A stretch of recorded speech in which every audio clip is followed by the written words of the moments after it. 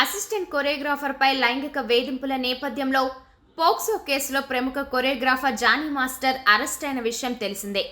అయితే తాజాగా తాను అవార్డు అందుకోవాలని, తనకు 5 రోజుల పాటు మధ్యంతర బెయిల్ మంజూరు చేయాలంటూ కోర్టులో పిటిషన్ దాఖలు చేశాడు.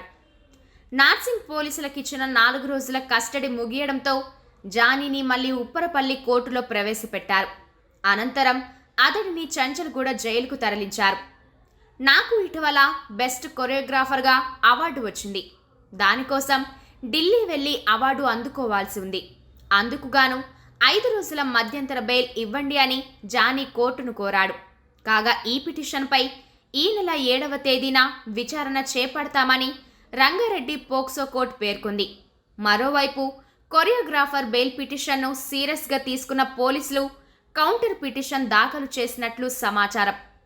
నిందితుడిని బయటకు వదిలితే సాక్షులను ప్రభావితం చేసే అవకాశం ఉందంటూ అతడికి బెయిల్ మంజూరు చేయవద్దని తమ పిటిషన్లో పేర్కొన్నట్లు తెలుస్తోంది.